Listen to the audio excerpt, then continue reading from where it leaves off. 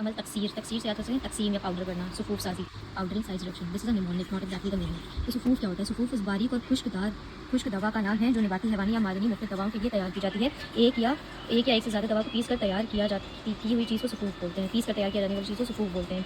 अब तकसीर क्या होती है? मुख्तलिफ दवा को तैयार करने के लिए पहले दवा को बारीक पीसा जाता है, इसी अमल को अमल तकसीर कहते हैं। अब इसके उसूल क्या हैं?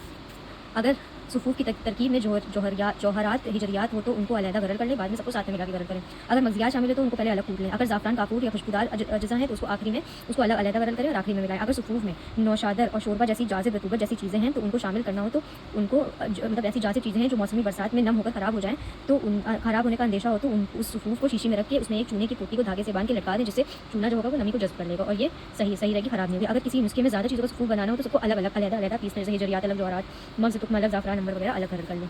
अब इसका मकासद क्या है? साइड रिडक्शन की वजह से हमें ज़्यादा सरफेस एरिया मिलता है। It improves therapeutic effect. The mixing of drugs is easy, reduce rate of sedimentation and increase drug absorption, rate of drug absorption. Mechanism सबसे पहले इम्पैक्ट हैमर और बार।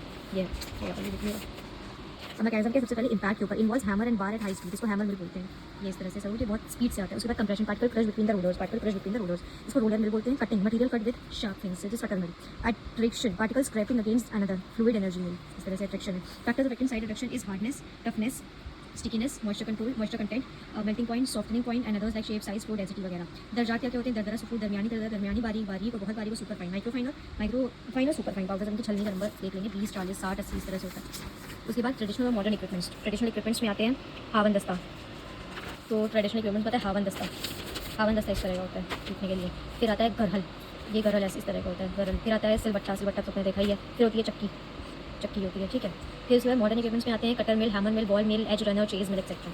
तो ये है hammer mill, rapidly moving hammer जो करती है। ये बॉल मिल इस तरह की होती है, principle attrition, rapidly moving balls and powdering in hollow cylinder. Edge mill, crushing due to heavy weight of steel pestle, ये इस तरह की होती है। यानी कि कई चीज़ों की सुबूत शादी की जाती है, जैसे तुख्म और मगजियात की। तुख्म जैसे क्यूमीन, सौंफ वगैरह की, मगजियात जैसे आमंड, वॉलनट, पीनट वगैरह। फिर मुलेठी, लकड़ियों की मुलेठी, दालचीनी वगैरह। फिर खुशबूदार दवाओं की सुफूफ बनाया जाए, मुश्कम्बर, ज़ाफ़रान, गोंद वगैरह का भी, जैसे बबूल, गोंद, कतीरा एक्सेट्रा। फिर आता है खुरमा या खुरमे का सुफूफ, छुआरा या ड्राई डेट्स। खुरमा, छुआरा, ड्राई डेट्स कैसे की जाती है? सबसे पहले उसका बीज अलग कर लिया जाता है, फिर उसको धूप में सुखा लिया जाता है, फिर कढ़ाई पर उसको भून लिया जाता है, फिर मिक्सर में या हावन दस्ते में उसको वो कर लिया जाता है, फूट लिया जाता है। खुरमा का आटा, पारक खुरमा यानी खुरमे का आटा। इमली के बीज निकाल लिए जाते हैं, गूदा अलग कर लिया जाता है, फिर उसमें एक बर्तन में भून लिया जाता है। उसमें उसके बाद उसके छिलके उतार लिए जाते हैं, उसके बाद उसका सुफूफ बना लिया जाता है।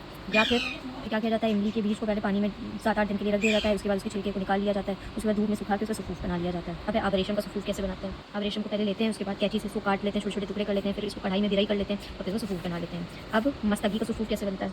मस्तगी सुफूफ बनाने के लिए 2 तरीके हैं। किसी गरल में मस्तगी को रख दिया जाता है और फिर उसे हल्के हाथ से रगड़ा जाता है और कूटा नहीं जाता, कूटते नहीं हैं।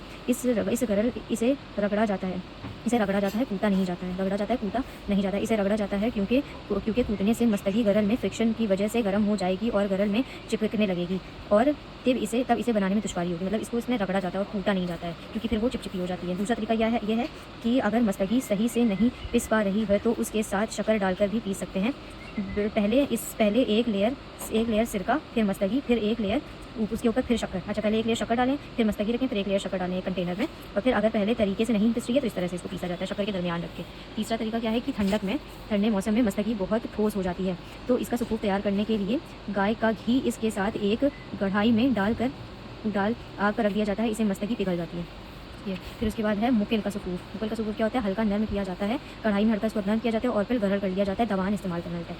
मुश्क भी इसी तरह से हल्का नर्म कर लिया जाता है, कढ़ाई में रख के उसको हल्का भून लिया जाता है और फिर उसके बाद उसको हावन दस्ते से दवान इस्तेमाल किया जाता है। अब अफ्यून का सुफूफ कैसे बनाते हैं? किसी कढ़ाई में इसे हल्की आंच पर खुश्क कर लिया जाता है ताकि इसकी नमी उड़ जाए, ठीक है। फिर उसके गरल में पीस लिया जाता है, पहले उसको खुश कर लिया जाता है या फिर किसी कढ़ाई या बर्तन में दूध के साथ उबाल लिया जाता है। इसका मिक्सचर को केवाम में शामिल कर लिया जाता है, फिर खमीरा या माजून के केवाम में इसको शामिल कर लिया जाता है। मगजियात को सबूत में सुखाकर फिर उसके बाद इसको खुश कर लिया जाता है, बर्तन में डाल खुश कर लिया जाता है। या फिर अगर मग्ज़ का अगर शीरा हो तो पहले उसको सिलबट्टे पे डाला जाता है, फिर उसमें पानी मिलाया जाता है, ठीक है। उसको पीसा जाता है और फिर उसके बाद एक पोटली में कपड़े में डालकर उसको निचोड़ के उसका रस निकाल लिया जाता है अगर मग्ज़ का शीरा निकालना हो तो, ठीक है। फिर यह है कि जौहर का सुफूफ कैसे? इधर से स्टार्ट है ना? नहीं, सबसे पहले संग स्याह को पहले गरल कर लिया जाता है, फिर उसके बाद 10 नंबर की छन्नी से छान लिया जाता है। छन्नी से छान लेने के बाद उसको अर्क गुलाब या फिर केवड़ा उसमें डाला जाता है और फिर गरल कर लिया जाता है। फिर उंगली से हाथ के बीच में हाथ के दरमियान रगड़ के चेक किया जाता है। ठीक।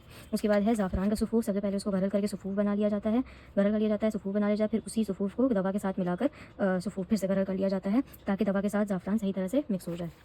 फिर अगर माजून या जोशांदे में मिलाना हो तो क्या किया जाता है, गरल कर लिया जाता है। फिर उसी में एक बर्तन में उसको गरल किया हुआ उसका सफ़ूफ़ और अर्क को मिला दिया जाता है और फिर उसमें एक डाल के आँच लगा दी जाती है, माजून और नीम गर्म। फिर उसको नीम गर्म कर लिया जाता है।